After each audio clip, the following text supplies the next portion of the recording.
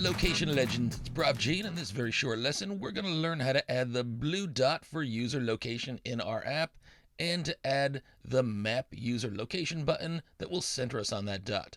Let's coordinate the big learning. And as always, if you're new here, welcome, but you might want to check out the playlist since we're building off of work that we've done in prior lessons. So in our prior lessons, we got Apple's place and location lookup working, and we were able to plot a location of a spot on a map. Now this is great, although we really don't need to show the latitude and longitude, so we'll get rid of that eventually. But I notice when I scroll around to my campus location, I set my custom location on my office location, I don't see the little blue dot that should be showing that location. So let's fix this. But first, there's another issue we need to address. There is something that I expect to be showing in my app that I'm not seeing. It's never asking me for permission to get the device's location. Even though we created a line for this in our info plist in an earlier lesson, let's see what's up. Now, if we look at our reusable location manager class, I see the problem. We have a call to .request when in use authorization, but when we set up the info privacy string, we use the always and when in use authorization. Now, we could check for both in here, but really it's best practice to only use what you need. And in this app, we're not going to track the user location in the background. We're not sending location alerts or using geofencing or anything like that. And if you ask for too much permission, users might be more reluctant to approve those aggressive settings. So I'm going to keep this as a request when in use authorization, but I'm going to change things in the info plist. So let's head to the app's project settings at the top of the project manager, click on the info tab. We'll find where we set privacy location always when in use, and I'll click on the up and down arrows there. These expose the options. And instead, I'm going to select privacy, location, when in use, usage description. I'd misspelled the word location in my display string earlier, but I fixed that. And now if I run in my preview from the login view, I can see that the preview automatically requests access to the device location. This is triggered when we create a new location manager in our code, and that's why we see it on the spot list view. The secondary string that we see in here is the exact same string we entered as the value in our info privacy string. So I'm going to click always while using app, and that's expected behavior. But if I click on El Pelon near campus and I slide over to where my custom location was set, gack, I'm not showing the little blue dot for my location. Well, there are a few things that are going on here. First, let's make sure we update our map to show the device's location. So let's head to Spot Detail View, scroll down to our map view, and let's make a change to add map controls. So under the map, we're going to add the .map controls modifier. Press return for the content, and I'm not sure why it adds parens around the curlies. I prefer the option with just the curlies in there, so I'll change that.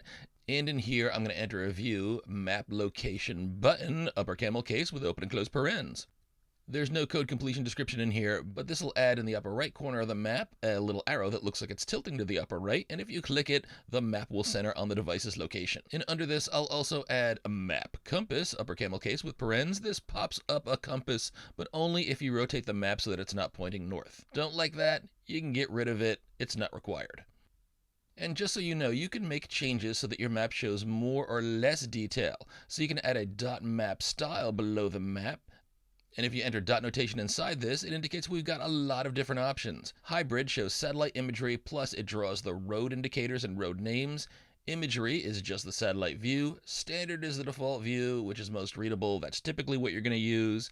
And in some of these options, we have parens where we can add additional customization parameters. So let's check out the option down here with a .standard but with parameters.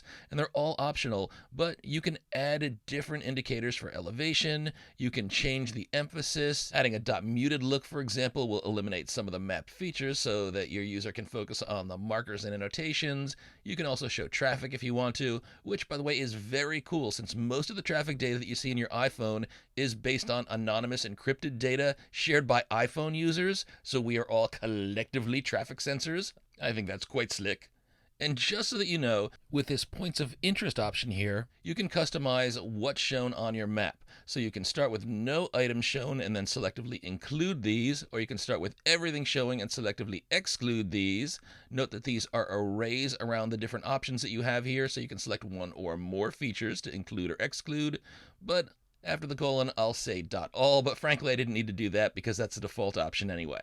And there's one more thing I need to do to show the user's location when I pan to a location. So inside my map closure, below the marker code, I need to add a user annotation, capital U, capital A, and parens after it. And this is going to display that blue dot on the map whenever my location is in a map region. So now that my map has a map user location button, that's the little arrow that we now see in the upper right. When I click this, oh, I don't see the custom location that I entered in my simulator. The default location for the preview is Apple Park in Cupertino, California. Now, while as of the Xcode version that I'm using, you can't set a custom location to use in the preview canvas, remember we did set a custom location in the simulator. So let's build and run now. Hammer time. And I'll choose El Pelon, which is very close to campus, and click on Map User Location, and blam! The location slides back over to my custom location, which is Fulton Hall and Boston College, where my office is. Nice! And you can check out other spots, maybe Always Tasty Pino's Pizza in Cleveland Circle, and the Map User Location button quickly pans me back to office. Neptune Oyster House is downtown, about 10 miles away. When I click on the map user location, it skids back to Boston College. And if I click on the French Laundry, which is all the way across the U.S. in Napa Valley, California wine country, then click on the user location button, and I don't even see the animation. It just plops me back thousands of miles from where I started from. So this is cool.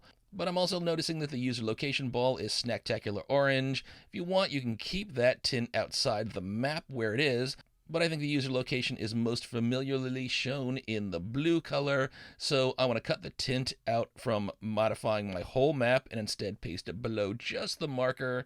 And when I click on the map, the user location moves me to Apple Park, but I now see it as the standard and familiar blue user location dot. Much better. And now if I run this in the simulator and go to, how about Shake Shack, which is about a 15-minute walk from campus, then tap Map User Location, and I can see that we slippity slide down to the blue dot outside my office, working great. We can check out El Pelon, and I can pan over to Boston College, and the blue dot shows there as well. So the blue dot automatically shows up whenever the device location is within the map's region. Superb! And that's it, friends. User location and user location button on the map working fine. Stay tuned for more goodness, but in the meantime, continue to hack.